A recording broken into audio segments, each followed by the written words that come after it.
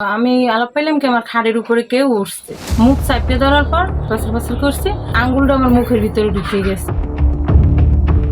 মৃত্যু ভয়, আতঙ্ক কিংবা অসহায়ত্ব কোনোটি দমাতে পারেনি ঝালকাঠির রাজাপুরের গৃহবধূ মোসাম্মদ ঝুমুর বেগমকে।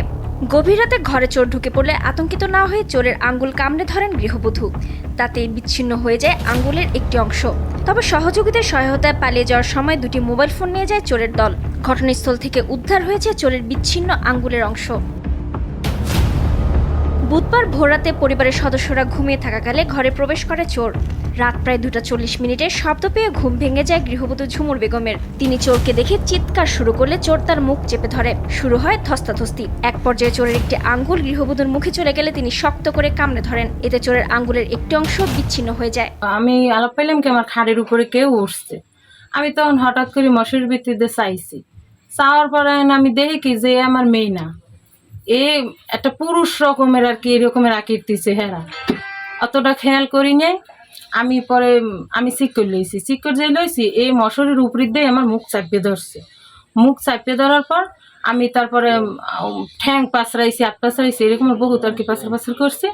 পরে আমার গলা ঠাসিয়ে ধরছে, গলা ঠাসিয়ে ধরার পর পরে দেখে আমি মুখ দিয়ে শব্দ করতেছি, আবার মুখে হাত দিয়েছে। যখন মুখে হাত দিয়েছে তখন ওই আঙ্গুল হয়তো বা ডান হাতের বা বাম হাতের হবে, এই আঙ্গুলটা আমার মুখের ভিতরে ঢুকে গেছে। মুখের ভিতরে ঢোকার পর আমি ওই আঙ্গুলটা কামড় দিয়ে ধরিয়ে রয়েছি।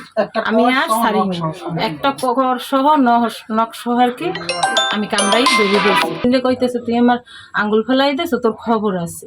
আমার এতটুক বললে দরজায় দিয়ে গেল। আমি এবার চিড়াইতে চিড়াইতে বাতি জ্বালাইয়ে আমি সামনে আসছি। পরে আমার এই শাশুড়ি, আমার ছেলে এই চিড়িয়েছে। পরে আমার বাড়ির পাশে চাচা শ্বশুর আছে, এরা আসছে। তখন আমি যখন এই জায়গায় আইছি তখন তো আমি চিন্তা করতেছি যে আমার তখন কেউ ফোন দেওয়া লাগবে।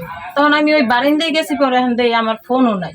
পরে আমি চেক করে লইছি যে আমার ফোন দুইটাই লই গেছে।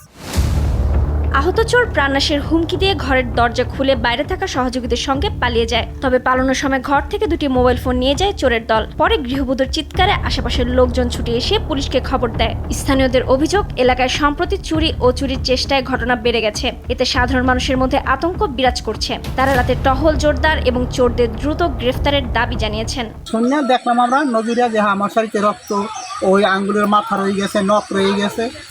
এখানে দফাদার ছিল, সে আসছে। তারপরে গ্রাম্য যত পাড়া পিছিয়ে সবাই এখানে উপস্থিত ছিল। 5 জন, 2 জন সেপাই আর 3 জন উপরস্থ কর্মকর্তা এসে তারা আসছে।